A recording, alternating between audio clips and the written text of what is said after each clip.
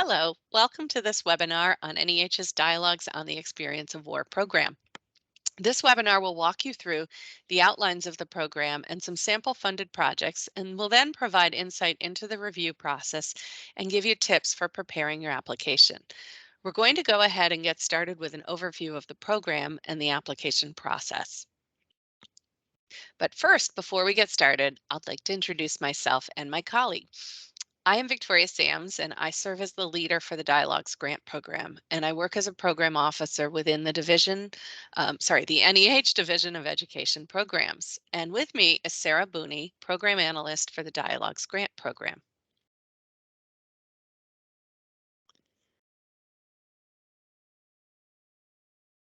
The Dialogues on the Experience of War grant program supports the study and the discussion of humanities sources about the experiences of military service and of war, enabling both military veterans and civilians to reflect on the issues that they raise and to consider their own experiences in broader context. This program forms part of both the endowment-wide Standing Together initiative and the Division of Education Programs. The mission of the Division of Education Programs is to enhance humanities teaching and learning, and its grant programs serve this aim in a variety of ways, whether through curricular development projects or professional development for educators. All projects supported by these programs involve the exploration of important questions through humanities methods and sources, and all of them build their participants' understanding of these subjects through this exploration, either within one educational institution or for educators across the country.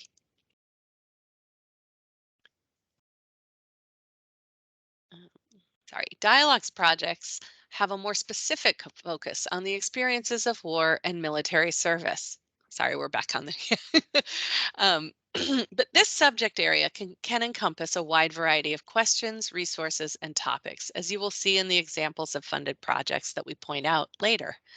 Dialogues projects all create transformative educational experiences for discussion leaders and participants, and they do this through both their preparatory and their discussion programs. Projects can work both within and outside of formal educational programs, and they can work with members of the general public, with staff members in an organization, with enrolled students, or any combination of these. We'll start with a brief snapshot of this grant program's overview and core features. Dialogues projects can request grant funds of any amount up to $100,000. Applications for this current cycle will be due September 1st, 2022, for projects that could start as early as May 1st, 2023, and that must start no later than September 1st, 2023. All dialogues projects must feature group discussions of the experiences of war and military service. These discussions are always grounded in reflection on humanities sources, such as letters or films or photographs or philosophical writings or artworks. All dialogues projects must also involve the training of persons to serve as discussion facilitators. Project teams may train pre-selected individuals, or they may recruit and select them during the run of their project. Following that preparatory program, the award supports the offering of at least 2 iterations of the discussion series, which could be led by any number of the trained discussion leaders. This page is what we call the Dialogues Program Resource page. It's found on the NEH website, and it contains links to all the materials you will need to apply for a grant. These pages are available for all grant programs. This page also has great resources for developing your ideas and for preparing your application, and we'll point these out in the presentation. Looking more closely at the program resource page, this screenshot shows you where you will find some of the documents mentioned. Within the section marked Step 1, Review, you will find information and links to learn about the Dialogues Grant Program. At the top of this section are the program guidelines, or called the Notice of Funding Opportunity, or NOFO, and the application materials. Next, under the Program Resources header, you can find answers to frequently asked questions that we receive from applicants. And just below that, a form for submitting a sketch or an outline of your project ideas for NEH staff feedback. You may submit a sketch or proposal draft, and this is entirely optional, but wholly welcome. Below the sketch form is a link that will connect you to a list of recently funded Dialogues projects. Below that, the sample application narrative section provides the materials from 5 successfully funded proposals.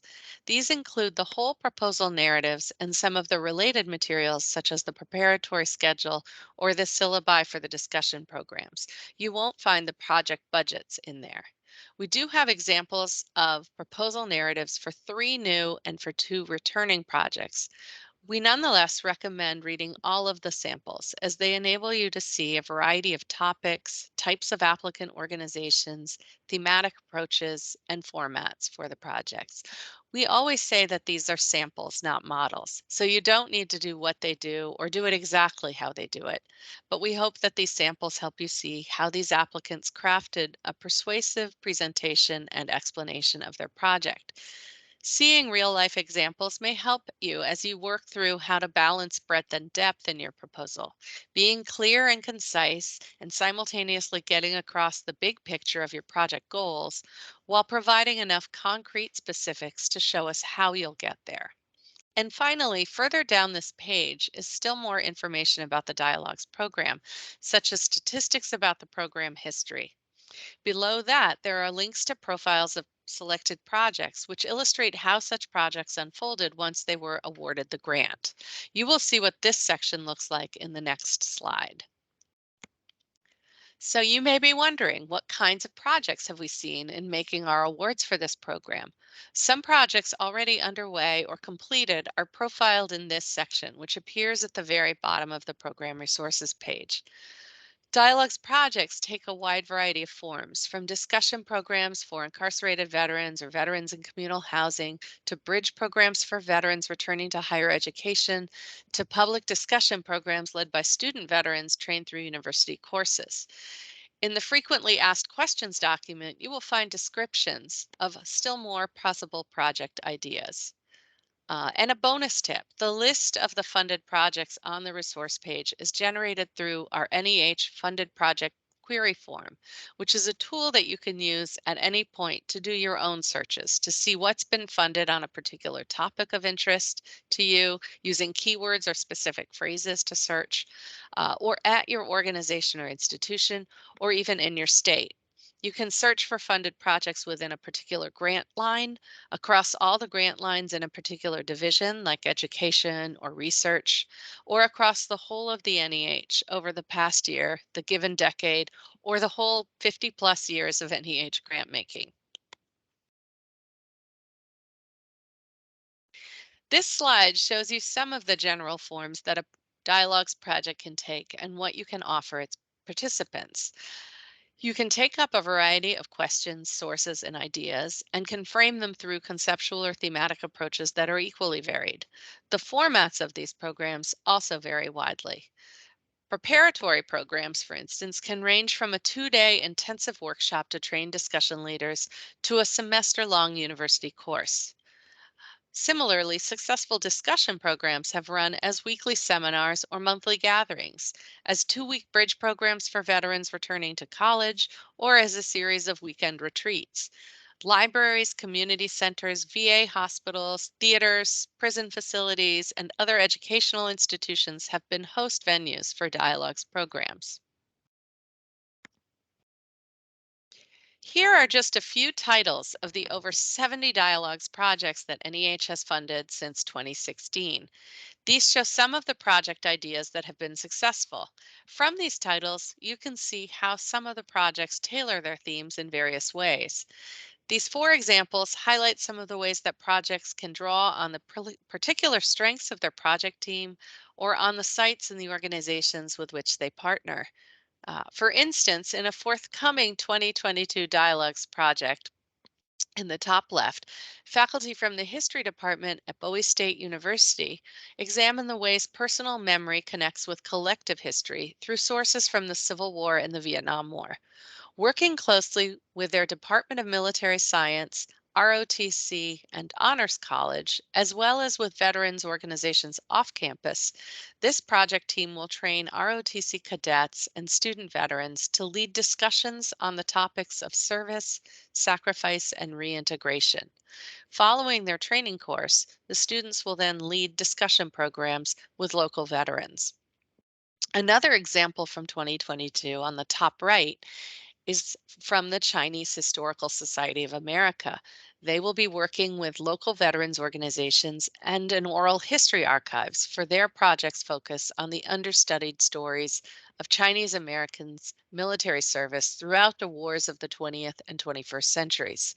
The project team will recruit discussion facilitators and participants from San Jose State University, Burdick Memorial Military History Project, the Civilian Liaison to the Army, Chinese American Citizens Alliance, the American Legion Cathay Post 384, the Veterans of Foreign Wars, and other organizations. In their 2021 project, Democracy and Duty, Activating Service, this is in the bottom left corner, um, the Clementi Course in the Humanities, which is a national educational organization, partners with individual humanities faculty for a program that explores the call to military service and the ways of reconciling and repurposing that call into service in civilian life. Focusing on primary sources drawn from moral philosophy, U.S. history, literature, and images, the discussion groups explore Homeric epics, the American Revolutionary and Civil Wars, and World War I. The project comprises a preparatory training program hosted by Oregon Humanities, followed by 3 discussion series, which take place in Dorchester, Massachusetts, Blacksburg, Virginia, and in 1 remote session. Another 2021 project shown here is offered through the State University of New York in Buffalo. For this project, called Developing a Sense of Meaningful Belonging Among Veterans, faculty at the State University of New York are collaborating with the Hallwalls Contemporary Arts Center, the Buffalo and Erie County Public Libraries, and the Veterans One Stop Center of Western New York. They have created a 6-day preparatory program to train 6 discussion leaders and then are holding 2 series of monthly discussion programs for veterans. The project includes an exhibition of veterans' photographs and a public panel discussion at the downtown public library. This project aims to facilitate rich discussions and deep reflections on how veterans establish meaningful social connections, and they seek to support veterans in this quest. The project team comprises humanities scholars, a social scientist, discussion facilitation experts, and an Army combat veteran and social worker. Let's explore some of the questions that we often hear about this program. First, many people ask about sustained discussion and what that means. It may help to remember that this grant program is an educational program and therefore values the learning that comes from studying and discussing humanities sources in depth, over time, and in exchange with others. The hallmark of a successful dialogues project is often said to be the transformative impact that they have on those who participate in the programs, as well as on those who create them and carry them out. The duration and the format of the discussion programs can vary widely, as we mentioned earlier. Successful dialogues projects, however, all create the space and conditions for sustained and in-depth discussion of humanities sources on the experience of war and military service. It is on this foundation that these projects build deep connection and intellectual community among their participants. The second question has 2 parts. The first part relates to a required component of the program, which is that projects must draw on at least 2 genres of humanities sources. The second part is more an encouragement rather than a requirement, and that is that projects focus on conflicts from distinct historical periods. Recognizing that deepened understanding of the experiences of veterans depends on exposure to a broad range of contexts and perspectives on those experiences, the dialogues guidelines emphasizes the value of genre diversity for all projects. Reaching beyond living memory and reflecting on different forms of expression and interpretation of human experience can yield even fuller benefits for the participants. That said, the program guidelines require only that a project focus on two distinct conflicts. These conflicts may be from within one historical period.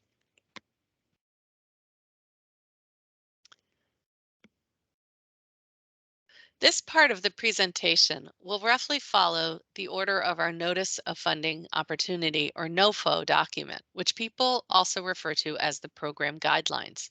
You can find the NOFO on the Dialogues Program resource page under Download Application Materials. This document is your blueprint for building a strong application, so we encourage you to become very familiar with it. While today's presentation will not cover every detail contained in the NOFO, we will give a general overview, highlight some of the most important parts, and clarify some points of common confusion. When thinking about your topics for discussion, we'd like to point out an area currently highlighted agency-wide as being of special interest for NEH. This is A More Perfect Union, our special initiative advancing civic education and commemorating the nation's 250th anniversary coming up in 2026. It seeks to support projects that, quote, promote a deeper understanding of American history and culture, that advance civic education and knowledge of our core principles of government, and that examine how our founding ideals are met in a modern pluralistic society. Applications about the contributions of underrepresented communities are highly encouraged. On page 4 of the NOFO, you can find out more about this special initiative. All dialogues projects are automatically tied to the Standing Together initiative, which was mentioned before and is described in full on that same page. Projects do not have to fit within or address this additional NEH area of interest. Once proposals come in, they're all on equal footing and they're judged by the same review criteria. But projects that do address this initiative might generate additional interest or attention after the review.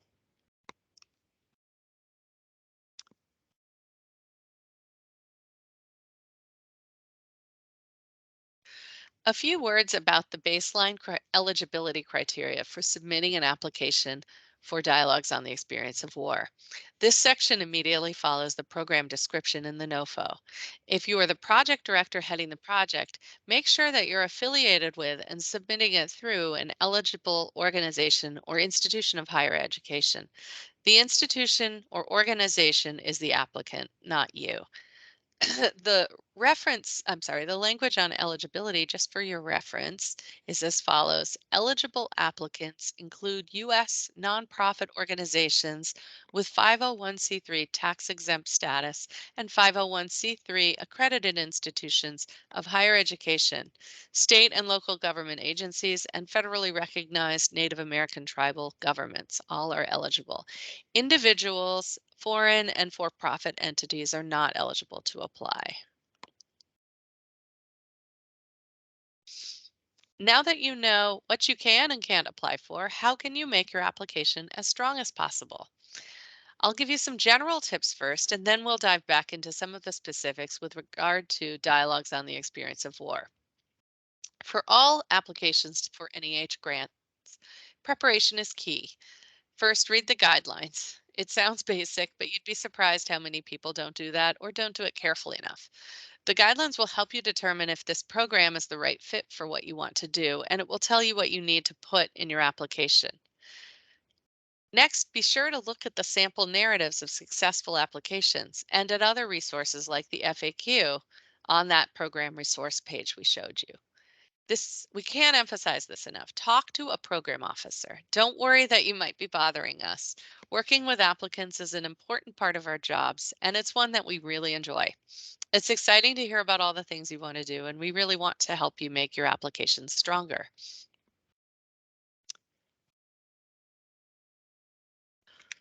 What could making a good case look like? Here are some general principles that would hold across all our grant programs. You will need to make sure that your proposal addresses the review criteria in a clear and explicit way. The list of criteria for Dialogues review is on page 30 to 31 of the NOFO.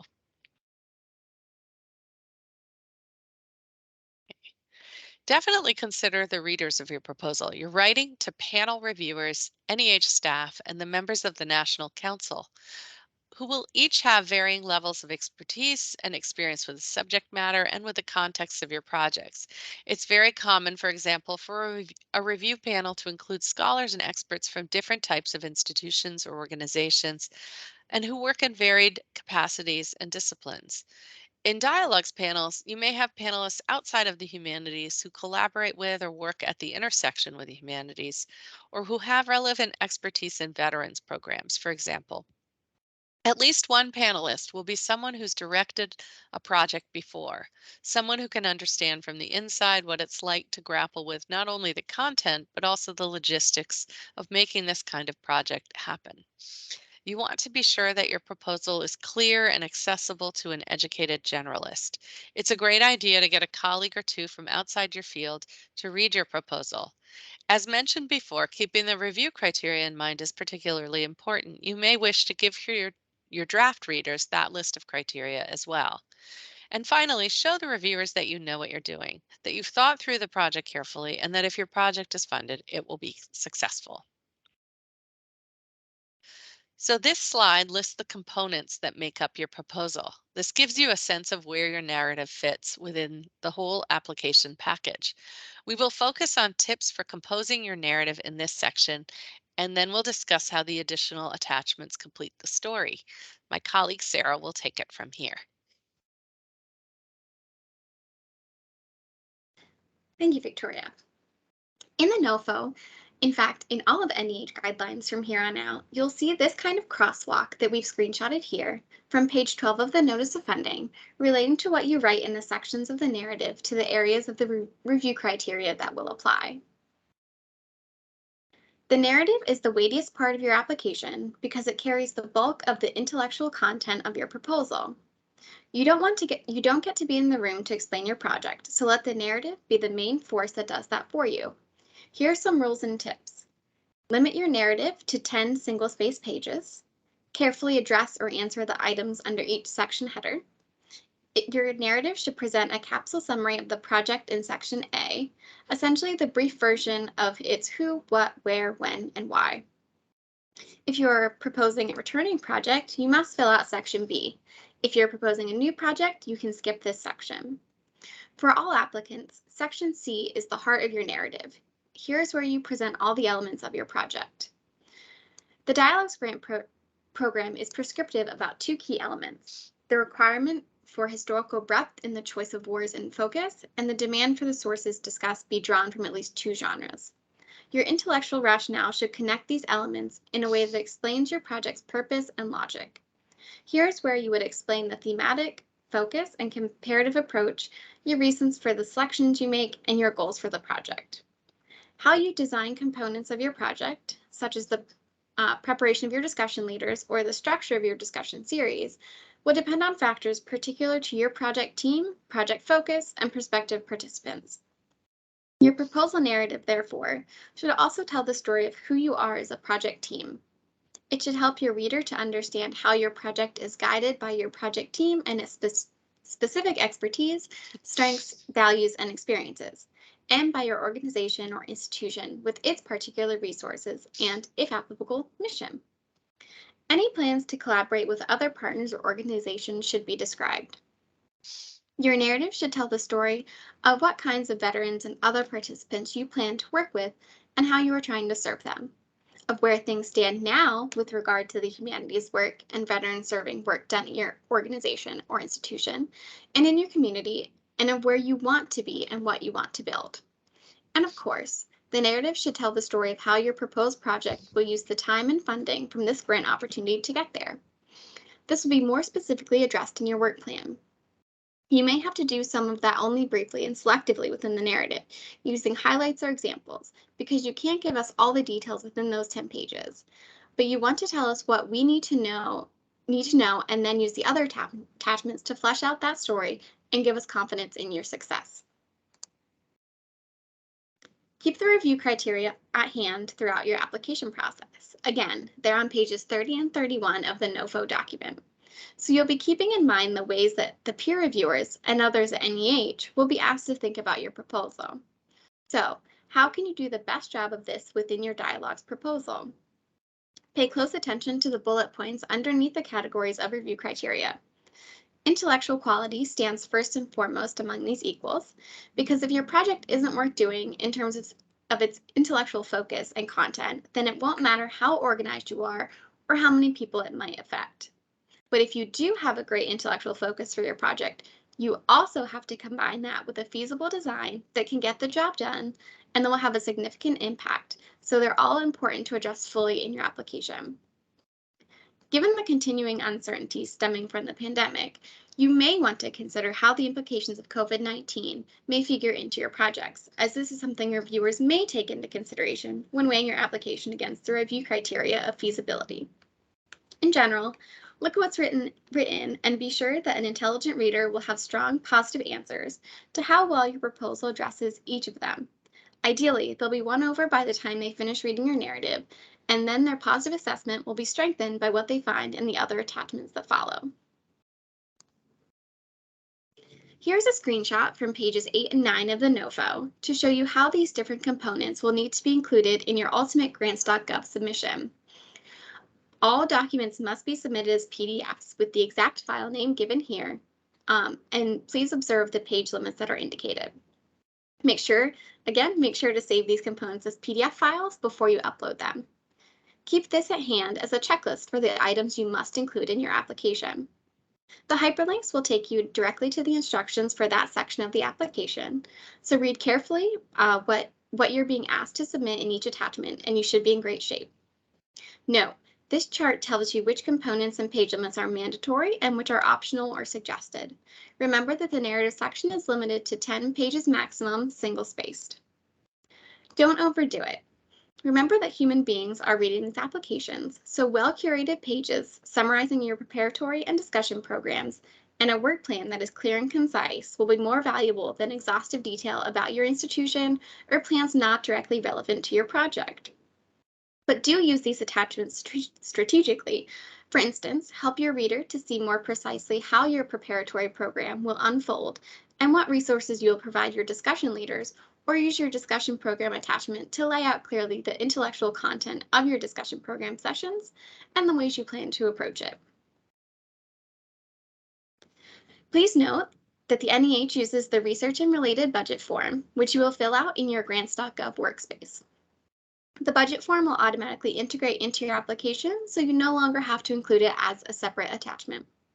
Because this is a government-wide form, be sure to read the NOFO guidelines on how exactly to fill it out for this specific grant program's purposes. You can see pages 12 through 22 of the NOFO, and yes, there are a lot of details. Other new things of note, all projects are required to submit a budget justification to complement the budget form itself. It gets attached as part of the budget form. Be sure to title this file correctly and save it as a PDF to ensure that it successfully integrates into the application files that our reviewers will see. Some general points of budget advice. Consult budget guidelines to find out what is and isn't allowed.